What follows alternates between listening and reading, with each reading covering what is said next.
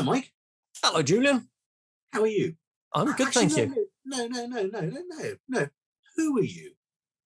Well, I'm Mike. Yeah, but who's Mike? You see, I got to thinking the other day, or maybe you got to thinking and asked me the same question. We've been interviewing all these people over the last couple of years, and we've really got to know the nitty-gritty of their lives. Mm-hmm. And I've known you for what, is it 25 years now? Probably. Well, I know more about these guys than I know about you. I think. I want to know what makes Mike tick and what makes him talk. So what makes Mike tick-tock? Oh, I don't know. Is it the wind-up piece on the back? It could be. Yeah, if I turn around, there's a big key right in the middle of my back.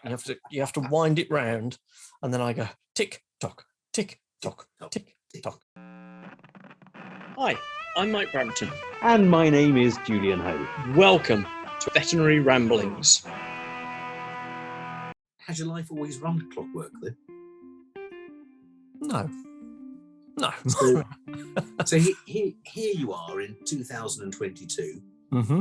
the founder and managing director of Thames Medical, mm-hmm. the inventor of but we'll discuss all that later. Is that what you told your mummy you'd do when you were sitting on her knee? She was feeding you fish fingers and chips. Oh, now you're asking. You said, "Mike, what I really want to do is blank, blank, blank." What I really want to do? Yeah. So what did you really want to do? And are you doing it? No, I'm not. And it's been a sort of form of regret for many, many years, until I was at a centenary dinner, sitting next to two incredible gentlemen, one of whom was a pastor, the other one was a lord, and they were asking me about my role and why I was one of only two civilians at this particular centenary dinner for 41 Squadron RAF. I wanted to be a fighter pilot. Did you? Yes. Wow, I can't think of any other young child who wanted to be that. I wanted to be a fighter pilot, and at age 17, I went off down to Biggin Hill to be part of the pilot or the aircrew selection procedure. So for people listening from foreign places, Biggin Hill is the place to go, really, isn't it? It's the place we all associate, as we do live in the south of England here, we all associate with the daring do's of those wonderful men in their flying machines. Yes. Because Biggin Hill was one of the main sites as a World War II airport, and for many years was the site for training for the Royal Air Force. And so you would apply, you'd go through a series of interviews and tests and be accepted for aircrew selection. And you and I have no idea how many, 200, 250 young hopefuls, not all young, not all 17, some were more mature than I, would go down there, and you would be put through a sequence of aptitude tests, physical tests, medicals, intelligence tests. I passed those. Wow. Yeah, I know, that surprised my mother as well. And you'd go back to the barracks, have lunch. You go back to the barracks in the evening, and half the barrack room would be empty. And the next day, you go back to your barracks, and you'd be notified that tomorrow you'd be moving to barrack room number 1, because by that point there were only 6 of you left. And basically, they whittled you down day after day after day after day. And if you weren't measuring up, you didn't get to do the next test on the list. The last day, I failed the final interview. Oh, no, you say failed the final interview. Did you fail? Because if you get to the final day of selection and you've beaten all those other people, I wouldn't call that failing. You didn't make the proportion of people that they needed on that particular day. in my role as a historian for 41 Squadron, and I'm not the main historian, that's a colleague of mine, a guy called Steve Brew. But in my dealings with the RAF, I've asked a number of pilots this question, and it turns out that nobody passes selection board on their first attempt. Nobody. Right. What they want you to do is they want you to be an Air Force pilot more than anything else in the world and have the oomph and the drive to reapply, go back 6 months later, go through the whole process again, and then you start getting selected for officer flight aircrew training. And unfortunately, for a young captain of the rugby team, deputy head boy, prefect, head of house, it was probably the first rejection that I'd ever come across. Yeah, and so it was the toughest, wasn't it? Well, it probably was, but my attitude was, well, if I'm not good enough for a short service commission, because I didn't just want to be a fighter pilot. I wanted to be on a short service commission, so I'd only have to serve 5 years. So you wanted them to invest a heap of money for 5 years, so you'd have your jollies, and then go off into the world and do something else you really wanted to do. Yeah. Okay, that's good. Yeah. I'm not judging. No, quite naive, quite an arrogant young grammar school boy upstart who, and of course, I passed all the tests. I'd done the hard work. I probably only had to turn up and do them again, and that would have changed the course of my life considerably.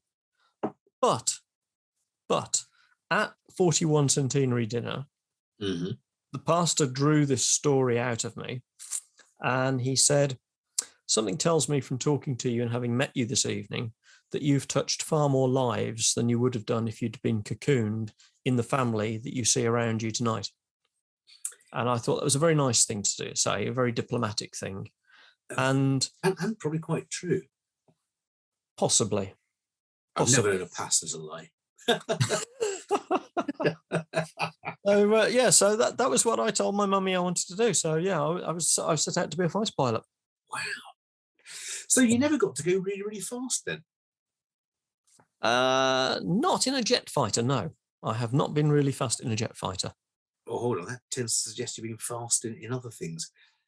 Let's get to those in a moment. So you didn't become a jet fighter pilot. Yep. What did you do? The next bright idea was to study brewing at Heriot-Watt University. You can study brewing at whatever university you go to. You don't need to go to... No, that's drinking, Julian. That's drinking. Oh, yeah. That's right. I'm looking at the finished product. Yeah, absolutely. Yeah. Okay, the brewing. But I didn't get the grades. You didn't get the grades? No.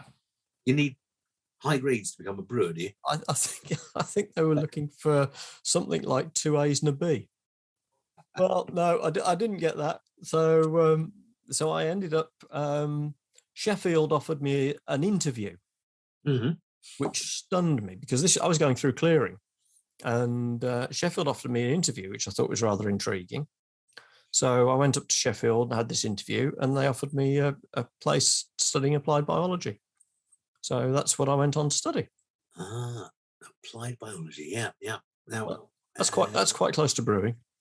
It is. I was going to say you can apply biology to most things. So I've applied biology to brewing before. I've applied biology to growing beans in the garden.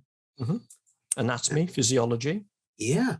And actually, applied biology is pretty much a coverall, isn't it? It means that you're doing more experiments. I was going to say it was a very practical course.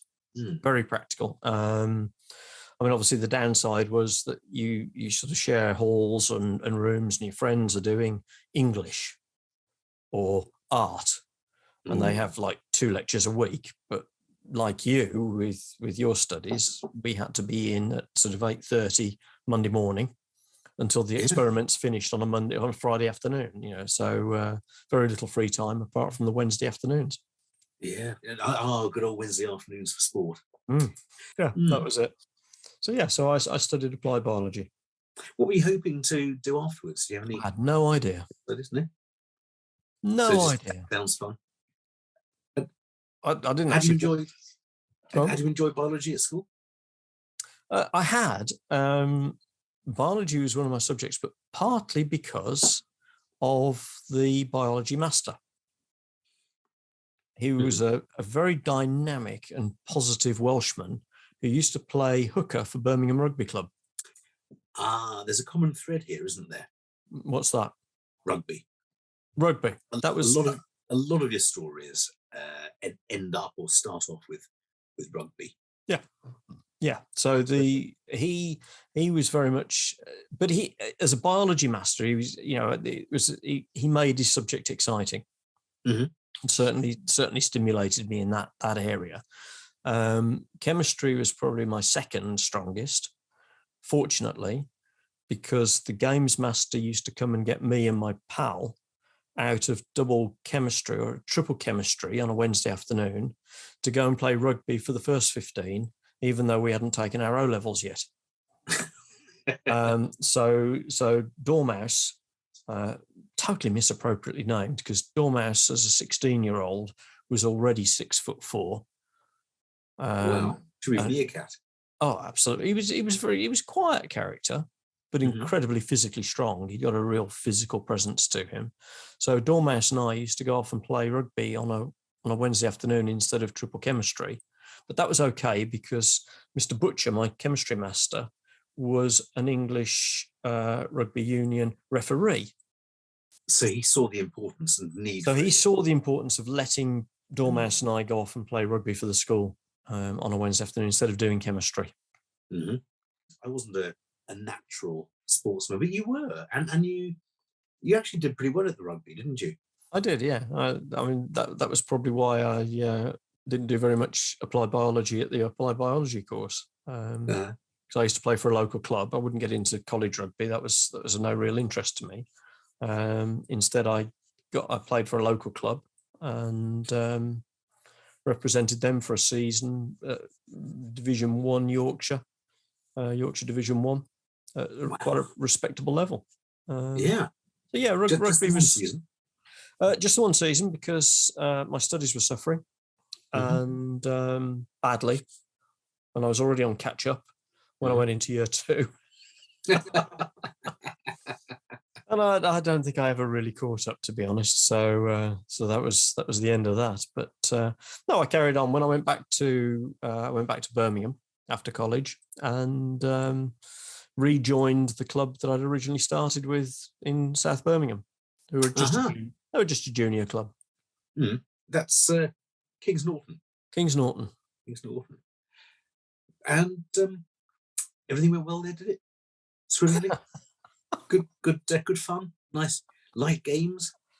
Yeah, good light games. I think you got to think back in those days, and we're talking here the early 80s, the 1980s. Medicine was at a very different level, and I think you're probably alluding to the events of the day that we played the prison service. Yes, and you haven't mentioned this to me before, so I'm cheating a bit, and I know the answer, but. So, what happened, Mike? Did you twist your ankle or something? Was it? Or yeah, I think I twisted my ankle. I think I'd actually broken my neck 3 weeks previously. So you broke your neck and carried on playing rugby. Well, this was, as I say, medicine was very different back in the day. I remember waking up one Sunday morning and I got pins and needles all down my left side, and my left arm was weak. And so I went to see the GP, and he suggested that I should probably only train lightly on the Wednesday, because the team would probably need me on the Saturday. So I played the next Saturday. I trained lightly and played the next Saturday. That was quite a bruising game. I can't remember any of those particular games, but I remember waking up the next Sunday morning, almost semi-paralysed down my left side. So I went to see the GP, and of course, you say we go and see the GP. Back in the day, you could actually just rock up to the GP's surgery and be seen. Yeah, and it was probably the one you'd seen for the last X number of years. Since I was about 2 years old. Yeah. So what he suggested I should do is probably not train on Wednesday because it was the prison service on Saturday. Good advice. Great Right. advice. Yeah. And gradually the feeling came back and the arm was able to move. And then on the Saturday against the prison service, I'd scored a try. Mhm. Um, So you weren't playing lightly. barreled over the line and scored a try. And then I remember bending down to pick the ball up to take a line out. And that's all I remember until I was in the back of the ambulance. Wow, so you passed out. I'd passed out. They said I sort of went silver green colour. Mhm. And they carted me off to the hospital. And X-rays revealed that I'd broken the vertebral processes off C5 and C6. Which And it was those vertical processes that were actually impinging on the nerves to your quite probably. left side. Quite probably. So I consider myself quite lucky. Yes, it's an odd form of luck, isn't it? But you're absolutely right. It could have been game over, man. Totally. Totally. So yeah. So all this was going on, and you were still doing applied biology. No, I'd finished then. Oh, you finished by then. I'd finished. So was it a good course? Did you manage to get anything out of it? Yeah, I think I did actually, as it transpires. And I sort of fondly refer to the course sometimes when I'm in the privileged position of giving a lecture or teaching. And what I talk about is I say, what were you doing in 1979? Because in 1979, on that course, I was working as a junior lab technician. And what you're on the course. Yeah, whilst I was on the course, I was working as junior lab technician, admittedly in an animal lab, but I was involved in a study to assess the accuracy of, or the efficacy. Could we use the colour of blood to accurately determine how much oxygen there was flowing in that blood? Yeah, which I guess would make some sort of sense just from a prima facie argument, because blood, we know, is brighter red when it's oxygenated and a darker red when it's not. And we see that, don't we? We see arteries are brighter and lighter than veins. Yeah, that's right. So what did you do? Did you cut a load of arteries and look at how bright they were and compare it with colour charts and then cut some veins? And how did you do it? How did we do it? I'm imagining this bloodbath. It wasn't far off a bloodbath. How we did it, we weren't measuring the redness of the red stuff to start with. We were measuring the blueness of the blue stuff. Here, hang on then. Wait, you were doing this on royalty. Blue blood, yeah, royalty and crabs. Well, okay, so what we were measuring hemocyanin, which is the oxygen carrier for crabs. And if there's no oxygen, it's clear. And if it's oxygen bound, it's blue. So a great change. And this is in, so crabs have hemolymph, I think, don't they? Pretty much. Yeah. Yeah. So, but the key to the experimentation, the reason that it works, was that crabs reach equilibrium with the water they're in. They're very close to equilibrium. So what we were able to do was, by changing the oxygen concentration in the water, we could bring the crab into equilibrium, sample its blood, and measure the colour on a mass spectrophotometer. So we could see which wavelength of blue was giving us our maximal absorption. Refer that back to crab A, who was in 20% or who was in 40% of oxygen, and you were able to work out the graph to show that, yes, the colour change is an accurate delineator of the amount of oxygen bound by the blood. Right. That sounds amazing. And it sounds very similar to something we use in this day and age, doesn't it? But not with crabs. It is exactly the base science behind what greater minds than I developed, and we now use and take for granted, known as the pulse oximeter. And that could be that little box that you put in your finger, or a huge, great machine back in the early 90s, wasn't it? Back in the early 90s. Well, that's pretty much where I moved on to. Not long after I'd left college, I ended up working for one of the companies that commercialized the new technology known as the pulse oximeter. So, and it's only been recently that I've actually made that link. I seem to have a natural affinity for this technology. Great interest in it, but I seem to know, even before I started working for the company that made it a commercial enterprise, it was almost as if I knew how it worked and why. And that was spooky. That was back to the crabs. It was back to the crabs. Yeah. Now you can see why I didn't do very well on the course, because it took me about 40 years to remember that was probably why I knew how this worked. Probably the break in your neck that did it. Yeah.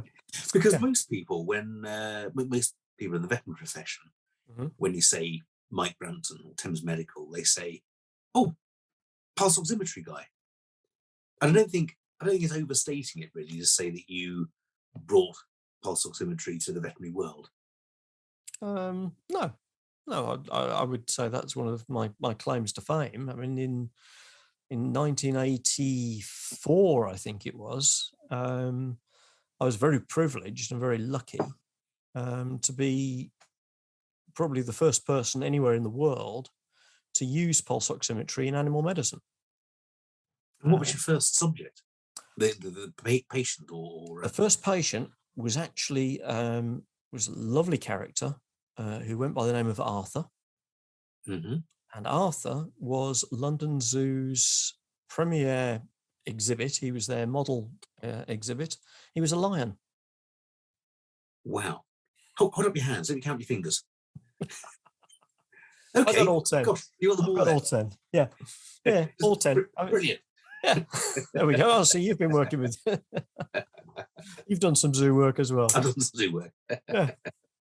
Yeah. So what was up with Arthur? Arthur was having his tooth done. I can't remember exactly what it was, but it was just one of those coincidental things. Working for the company I was working for, we were heavily involved in safety and anaesthesia. And at the time, there was a big problem with deaths in the dental chair. And a lot of children were having general anaesthesia and dying. So something like 6 or 7 kids had died in the previous year, having routine procedures, but under general anaesthesia.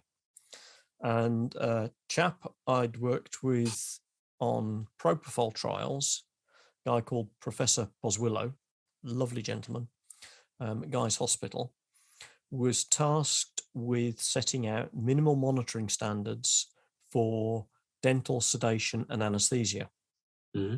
So as an industry advisor who knew Prof. Boswillow, they didn't want to set the guidelines using equipment or techniques that hadn't been invented yet. They needed a good baseline level to work from, and they'd develop from there. And so one of those technologies was pulse oximetry. And at one of the committee meetings, I was asked to present on pulse oximetry. So these committee meetings were, grand affairs, very nice, and we'd have a lunch and carry on chatting afterwards. And after I'd done my piece, we had lunch, and I was sat next to this chap, and he turned to me and he said, "Could I use one of those pulse oximeter things on one of my patients?" Now, I had no idea. As far as I was concerned, I was surrounded by human dentists, which I was. But the gentleman was a guy called Peter Cortez. And Peter had the first private dental practice anywhere in the UK. And his sideline was animal dentistry. Still is. He's still working. Is he still going? Yeah, he's still going. He's still going. I'd speak to him very occasionally, but he's still going. And so I said, "Yeah, I don't see why not." And he went, "Brilliant. Can I borrow it next Tuesday morning?" "Yes, okay."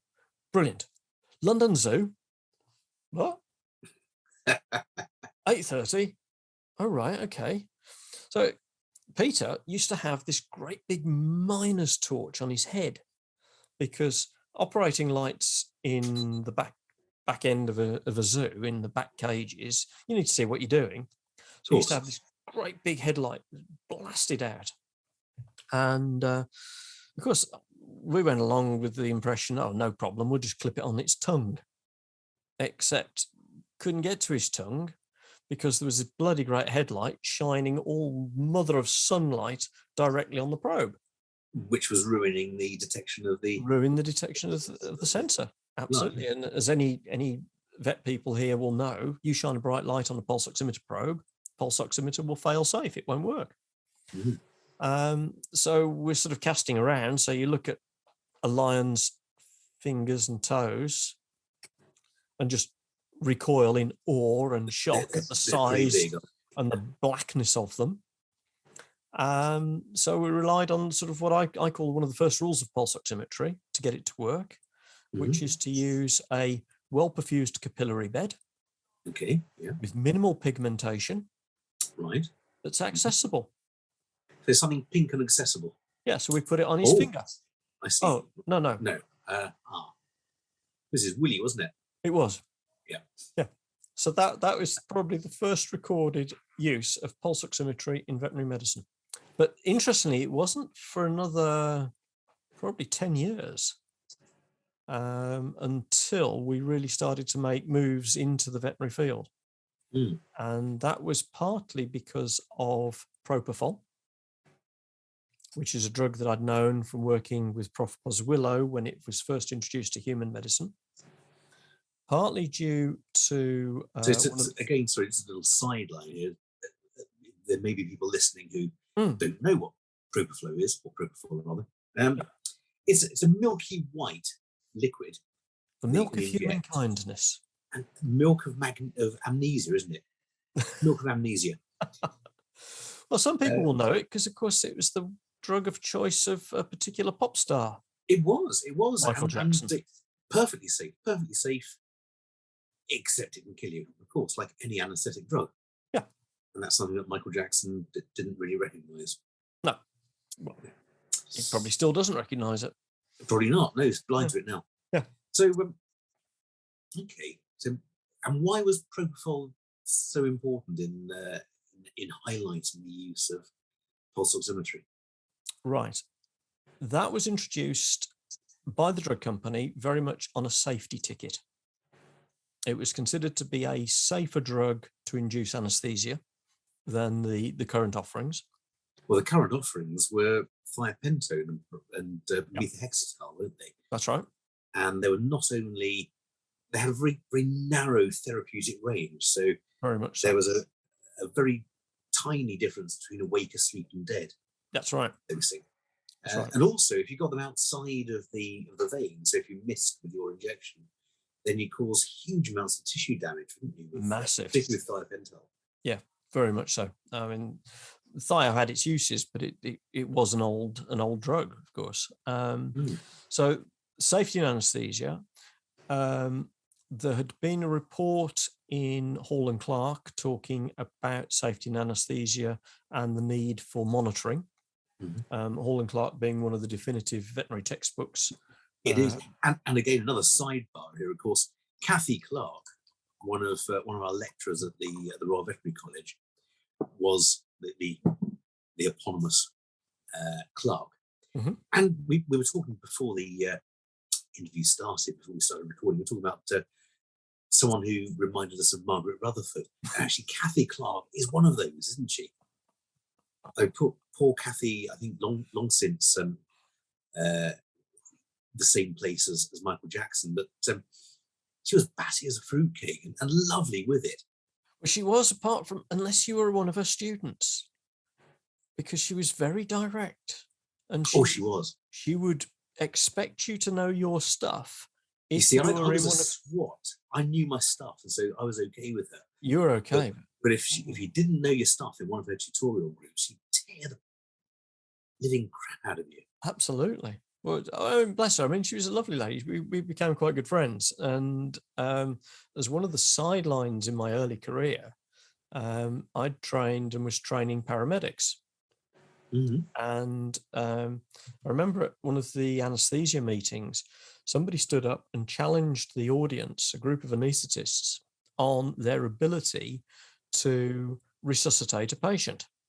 And of course, everybody put their hands up. Yeah, they felt quite comfortable and confident resuscitating a dog or a cat or attempting to do a horse.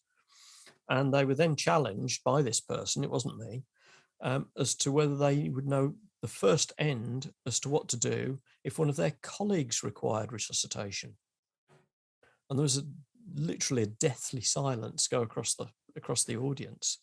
Yes. And this particular lady was quite outspoken, and she sort of got drummed out the brownies within the next 2 years. But she'd already caused the tsunami. And amongst the audience, Kathy was amongst the audience, several of them knew what I was also doing. So I was involved in veterinary anaesthesia, but I was also involved in training paramedics. Mm-hmm.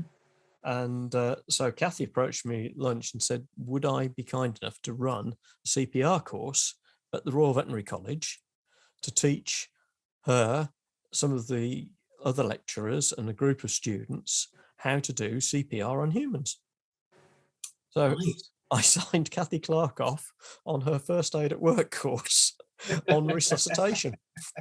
So it's just an interesting aside, I presume. And many years later, in the equine block at college, I touched a live wire. My heart stopped, and I'd still be dead if it wasn't for Kathy. No, I'm lying about that. But she was a lovely person, really batty, as I said, as a fruitcake, but really, really lovely, and knew her stuff. Yeah. So here we go. So we've got this. We've got these three things happening. We've got a new drug being introduced to veterinary medicine, publication of Hall and Clark, and I had just been asked by the Aga Khan's veterinary surgeon to teach him how to monitor anaesthetized horses. So anyway, I had built a multi-parameter monitor for the Aga Khan's veterinary surgeon, Peter Sarstead. Peter Sarstead, that's the man. Yeah. Which included pulse oximetry. Okay. And I took a photograph of this pulse oximetry on this horse, and it got ran in the Vet Times. And 8 people picked it up and gave me a call. And I systematically went around the country to meet these 8 people. And 6 of them wanted to laugh because they thought it was ludicrous that this level of technology would be used in animal medicine. 1 thought it was an amazing idea, but how much? And bear in mind, I've been working for the Aga Khan's veterinary surgeon, where money wasn't that much of an issue. And the veterinary drug advisor for the drug company, who put 2 and 2 together and went, safe anesthesia, Hall and Clark, monitoring, and this guy's already monitoring animals. So he asked if I would get in touch, and he organised it with the local rep. Could I go and see a lady called Polly Taylor at Cambridge University, who was, still is, probably the ultimate guru in veterinary anaesthesia. And so I went down to meet this Professor Taylor. I spent a morning in theatre with a whole load of people. Was getting quite agitated with the sales rep because this was the last visit I was going to make on this topic before I buried it forever. And I said, when am I going to meet this Dr. Taylor? He said, you've already met her. Because for me, a professor, well, of course, he's got glasses on and he's a gentleman of a certain age and he speaks like this and he's a big character and he bluffs and blah, blah, blah, blah, blah, blah, doesn't he? But of course, the person I'd met, I didn't distinguish between her and a student with, I think she had a flock of pink and purple hair and was a very bright, lively young lady. Incredibly bright, incredibly charming. Absolutely. Absolutely. And so he told me to shut up. I'd already met her. And well, she was the lady that was asking you all the questions and then walked out. Right. Well, if you be quiet, I'll let you know that you've got to now can you build 6 of these things because you've sold 6 to Cambridge University. So Cambridge University tasked me with setting up my first production line to build the first veterinary pulse oximeter. Wow. So that was that. And that was that. And then I can chat to you for hours about pulse oximetry because, as well, you know, we do chat for hours about pulse oximetry. I fear we may lose some of our audience if we do that. I think you're But right. suffice it to say, bring that forward now 25 years, and there wouldn't be a single practice in the country that doesn't have, I think, at least several pulse oximeters and routinely use it. And it has massively increased the anaesthetic safety. Yeah. I don't know about the human field, but the veterinary field, before pulse oximetry was standard practice, the anaesthetic deaths were something like 1 in less than 100. And now there's something like 1 in 750. I'm plucking those figures out from memory, not quite thin air, but certainly plucking them from thin hair. Yeah. And the benefits of pulse oximetry are very difficult to overstate. They really are tremendous. Absolutely. So that must have taken all your efforts. You couldn't have done anything else for ever then, really. You've just been doing that. My goodness. So that's great. You had your little stint of not being a fighter pilot and doing some rugby, and then breaking your neck doing rugby. So clearly you'd have given up vast sports then, very sensibly, very wisely, and just stuck to doing pulse oximeters. Well done for you. That's brilliant. Yeah, Brilliant. it wasn't quite that simple though, Julian. Oh, wasn't it? No, I'm afraid not. Oh, afraid not. Well, I had to replace the rugby with something. what, tiddlywinks? What? Oh no, my parents introduced me to skiing at a very young age, and I could probably be described as a competitive character. But you're not. No. I wouldn't storm out if I was losing at Monopoly. Yeah, I'm quite a competitive character, so I thought I'd put more effort into my skiing, and but I wasn't very good at slalom racing, so I took up downhill. Okay. And obviously there the turns are even wider and longer. And yes, you've got some jumps thrown in there, but I crashed at the Val d'Isère downhill, and that was my first big event, and I crashed. But I crashed on the straight, which was really rather embarrassing. Now, how did you crash? I can't remember. I just came out of one of the S bends and ended up on my head. Mm-hmm. So I figured that probably downhill wasn't for me, so I thought I'd better leave out the bends. Yeah. So I took up speed skiing. Now that's serious crap, isn't it? Well, yeah. I mean, it's straight down the hill. It's normally a hill closely resembling a cliff, and you basically use all of the top of the mountain to get your speed up to go through a 100-meter timing trap near the bottom of the mountain. Right. And then you try and stop. Did you get that fast? But you didn't. Yeah. In training, if we weren't doing over 100 miles an hour, then we didn't consider it proper skiing. 100 miles an hour, and that's wise for someone who's broken a neck?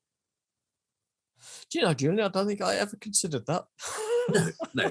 Let's move. The next fine. The next. I think the important thing is, it sounds very glamorous. You throwing yourself down these cliffs, near vertical cliffs of snow and ice, to go really, really fast. But you don't start at that. You don't just go up the mountain and do 100 miles an hour. You work up to it. So it's a controlled thing. You know, it's a controlled risk. And it is. And I have to say, actually, if anyone's watching this thinking, I'll do that, you don't just point your skis downhill and go for it. You have to really know how to control those skis. And I'm a reasonable skier. Mike is an excellent skier. I would not ever dream of doing what Mike has done. To control your speed, to control the skis, because your skis are wanting to do different things all the time. Absolutely. And that because you run on flat skis, to get the maximum speed, you let the skis run. So there's no edge. So yeah, the skis will wander backwards and forwards, and sometimes if you're really unlucky, one will come across and take the other one out. It just flacks across and you're on your head. Yeah, and at Before you 100 even know miles it. an hour, that's going to hurt, isn't it? Yeah. So whilst we were introducing pulse oximetry and inventing pulse oximeters, I was also representing Great Britain in speed skiing across Europe. Just one question: Mhm. Did you get life insurance for your business? I didn't consider that either. No, that wasn't really an option. And I suppose speed skiing has got the reputation of an adrenaline sport. I mean, we were doing my personal best 116 miles an hour. Wow. The world record at that time was 120 miles an hour. So we weren't far off, although a wish is as good as a mile. It's that. The guys today are doing over 150 miles an hour. Are they really? Technology today, they're getting up to 150 miles an hour, which, I mean, for us, the idea of going 200 kilometers an hour, which was your 122, 124 miles per hour, that was our pipe dream. Yeah. And I achieved that once. But unfortunately, that run didn't count, which is why I haven't claimed it, because I finished that run upside down on my head, pointing the wrong direction. So that's the way to do it. Yeah, I went through the timing trap at 204 kilometers an hour and crashed, so it didn't count. Wow. Because you have to be in control at all times. You do. And I was deemed out of control.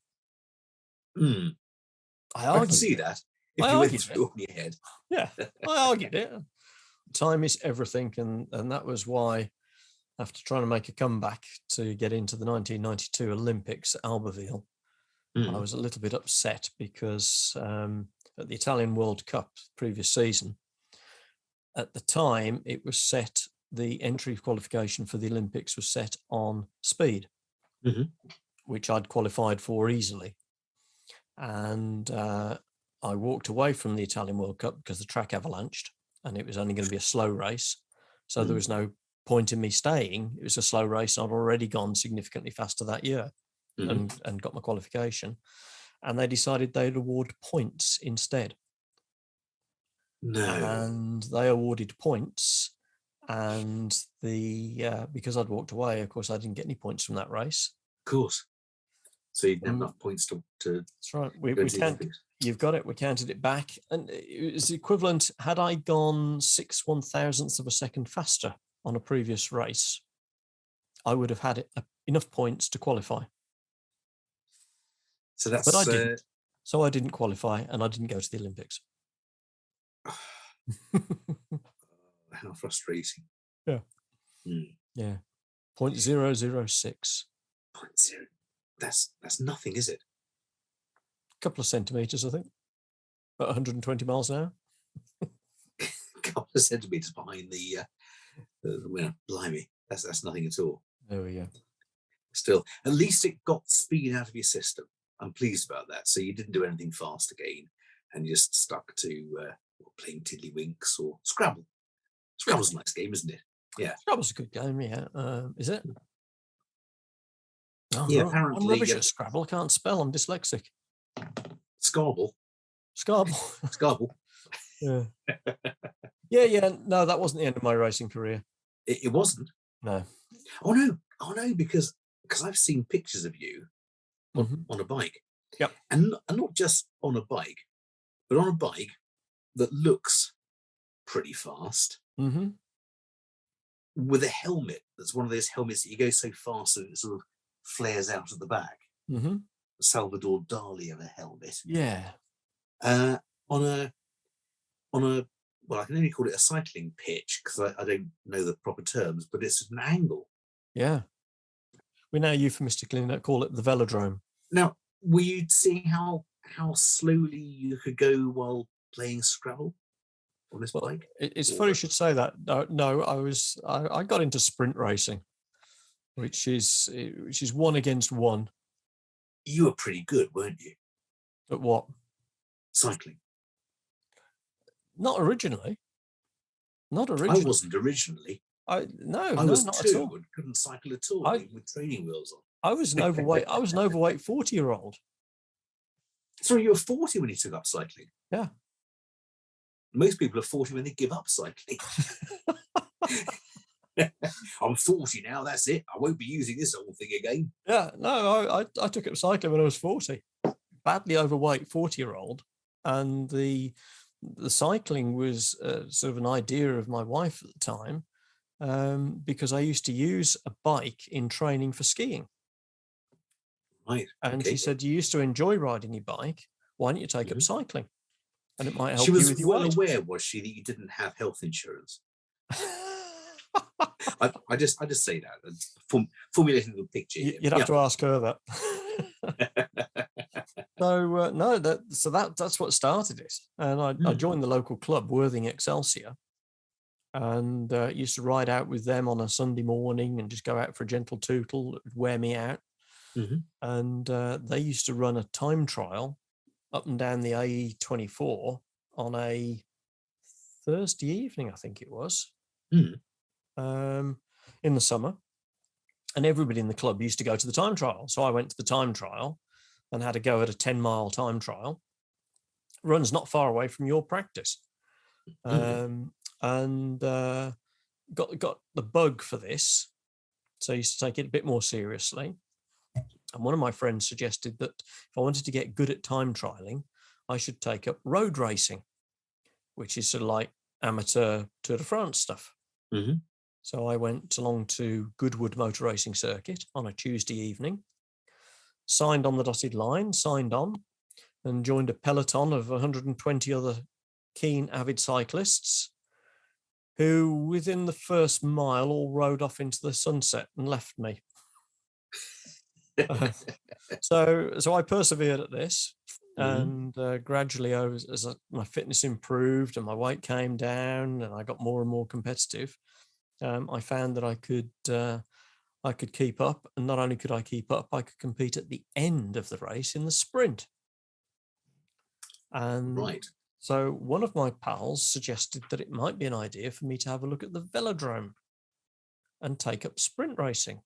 And in my first event, which was the National Masters, I finished 7th in my age group. Your first attempt? Yeah. So I then started to take sprint racing a bit more seriously and put a bit more effort into it, and trained hard and worked hard at it. Spent a lot of time in the velodrome, ludicrous amounts of time. Because sprint racing is all or nothing. So a sprint race is 3 laps around the track. And how long's the track? 250 meters. Okay. And you start at stationary.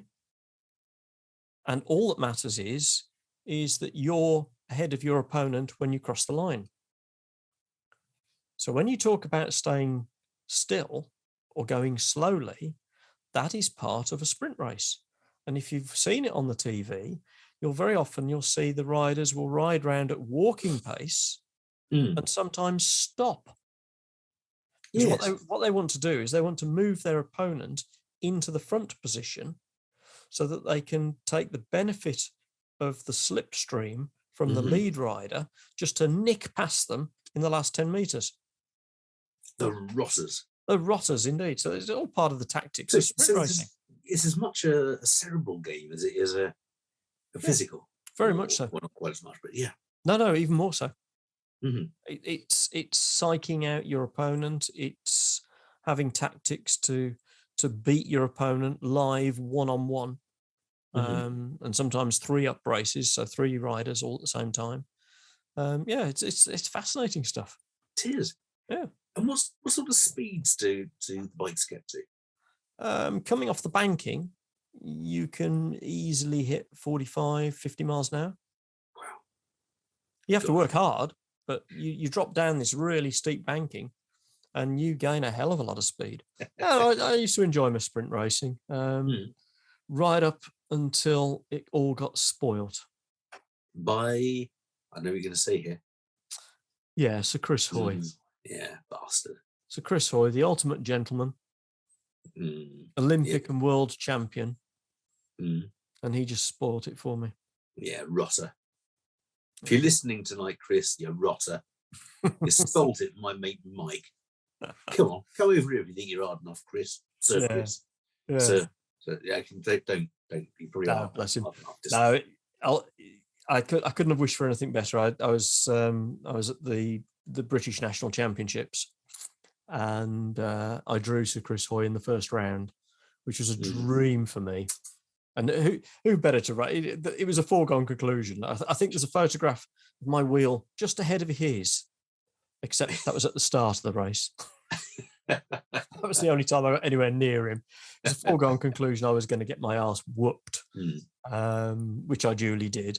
And Chris Hoy is everything you see and would imagine him to be on the television. He is a consummate gentleman. Just a nice guy. He's just a really nice guy. He always comes across as being a decent fella. He is.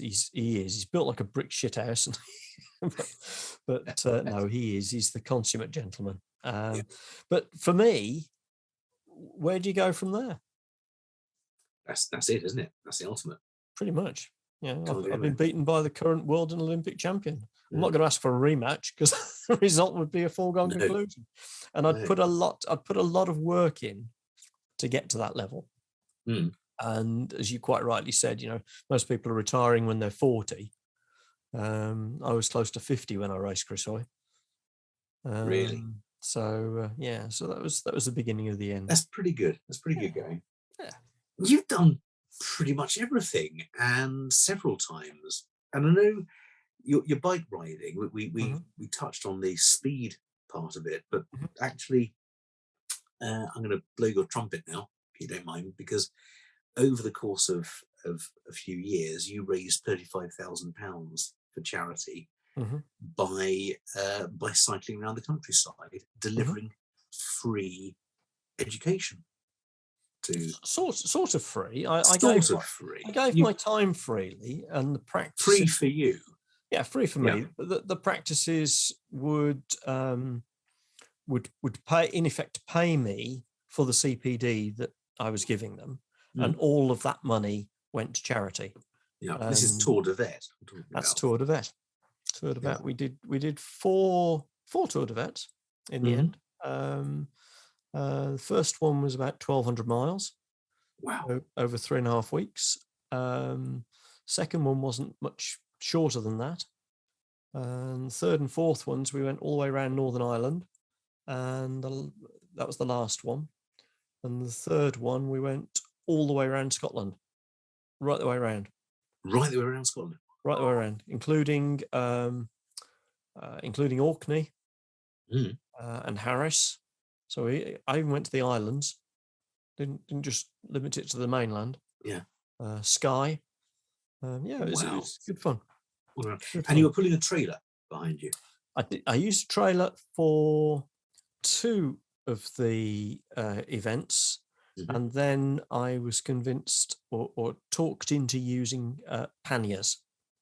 Okay. Because the thing with Tour de Vet, just riding a bike is relatively easy. But the thing with Tour de Vet was we did it unsupported. So we carried everything we needed with us. And yes, we stayed at bed and breakfasts and cheap hotels because our sponsors were very generous, but not that generous. But it was all done unsupported. So we carried with us what we needed. There was no team following behind with your luggage. No. Yeah, Tour de Vet, it was a lot of fun. And we met a lot of very nice people. Yeah. It wasn't easy. It was hard. We nicknamed it Tour de Wet a couple of times because although we went in the summer, somehow we seemed to manage to get the weeks where it always rained. And when you're pulling on your wet lycra to go and ride another 60 or 70 miles to the next CPD session, it's a bit of a grind. It can be. And again, anyone from overseas listening in, don't be surprised if you come to England in the summer and you need an umbrella. Yeah, it's very green though. It's very, very green. Our green and fertile land. In fact, I heard someone from America an interview a little while back. Yeah.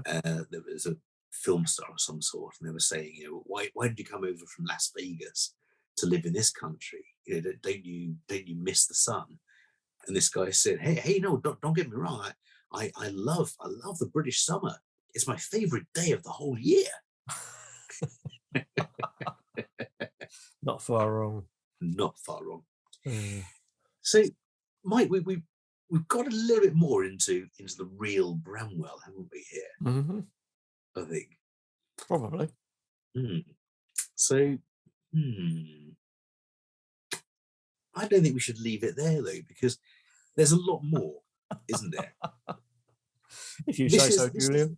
This is the person who, at 5 years old, dandled on his mother's knee, said, I'm going to be a fighter pilot.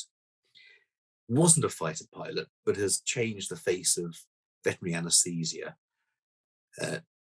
Pretty much, I think, changed the face of English speed skiing, and made huge inroads to changing the face of how to survive broken necks in rugby, and found some time to raise money for charity and do some bike riding. Do you feel you've made it? Because you said earlier on that you failed your interview. That doesn't seem like a failure to me. I think. What's the expression? Success. Here you go. Get your vomit bowl out. Okay, here we go. What is it? Success is a journey, not a destination. So, do you regret any steps in your journey? No, I don't think so. Every journey is... Possibly one. Oh, yes. Oh. Well, that's probably being too arrogant in front of the RAF selection panel. Yeah, but if you hadn't been arrogant, you might have got in. Possibly. And then you may not have done your skiing and your bike riding, and we may not have pulse oximetry, and we certainly wouldn't be sitting here talking utter bollocks every Wednesday night on Veterinary Rambling, which I very much enjoy and would miss. Yeah. So would I know I've missed it? That's the thing, isn't it? Yeah, quite possibly. I think. Yeah. So. Yeah. Is there anything? So this is the trial of your life, isn't it? We're judging you on your whether you've failed or not, and I think you haven't. Mm-hmm. I mean, is there anything else though you'd like to bring as evidence? Oh, I've got so many more things that I want to do, and it's sort of like you reach your sort of pensionable age, and you begin to think that you should retire. And I don't know if I've got time to retire. There's a few things a few more boxes I need to tick, right, and a few more things I need to do before I can sort of hang up my spurs a little bit. Have I succeeded? I don't know that I've succeeded. I don't know that I've failed. It's just. Have you enjoyed the journey? Very much so. Well, it sounds to me like a success. So I'm going to raise a glass to you, Mike Brampton. I'm going to raise a glass and say, Mike, I now know a little bit more about the Brammers, the Mike Brampton. Thank you very much, Julian. It's my very best friend. May your dog go with you. May your dog go with you. Cheers, Julian. Yeah, thank you. Cheers. Do I get to go and cut? No, I have to say it because I'm interviewing. So I say, and what was it? Clip. Cut. And. Yeah, there you go. I did it. That's brilliant. That's probably why I do it on all the other episodes, isn't it? I know. I can't get it. You make it sound so natural, but it's and cut. Cut. That was and cut. There we go. There we go. Well, how was it for you, darling? It was quite interesting, actually. It's fascinating. It's quite cathartic. It's interesting being on the other side, not asking the questions, and having to think of the answers. And so, in that regard, it's a bit of a challenge. Yeah. It's probably the first time that I have shared so much in public. So there's a little bit of a challenge there. Yeah. But yeah, it's just a story. It's just another story. And if there's anything I've learned from some of our amazing guests that we've had on, it is just a story.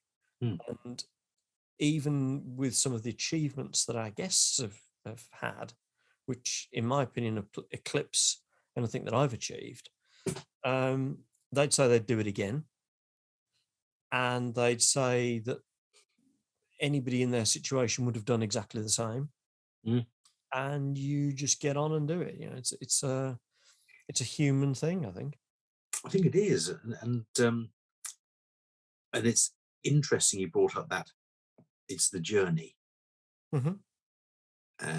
because we none of us really have control over that journey at several points, or at various points rather. We can set a target, which more often than not is out of our control anyway. But it's something to aim for. We're thrown off target with that, and we may then deviate completely. But actually, sometimes there's a zen part to life, isn't there? Well, okay, I'll just see what happens now. Yeah. And other times there's a no, I'm going to drag it back onto this at all costs. Yeah. And what's right for some people isn't right for everyone. Yeah. I mean, sure. If I look back at any of my careers, my sporting careers, I would love to have stood on the podium. But I never did. Yeah.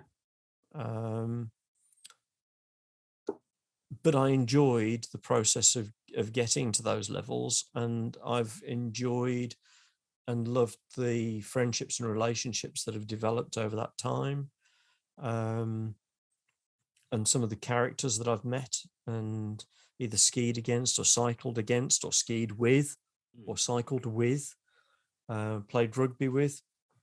And it's been very rich and rewarding. And then if I switch that into work, or can you really consider it work?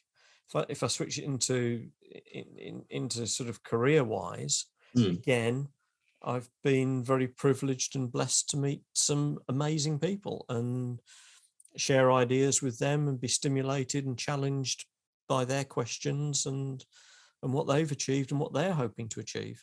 I think the interesting thing there is that some of the interesting people, some of the amazing people, aren't actually amazing in themselves, are they? We've met some heroes. On this show has some heroes, and their story is amazing. But obviously, they're not superhuman. They have no superpowers or anything. They're normal people who their journey has taken into an exceptional direction. Yeah, absolutely. But I think again, everybody has a story. And I don't. Well, we'll find that out. Find that out in another episode of Veterinary Ramblings, where Mike turns the tables and interviews Julian Hode. And finds out that he doesn't actually have a story. He is literally the most boring person in the whole of history. Well, we'll find that out, won't we, Julian? I think it's going to be considerably different to that.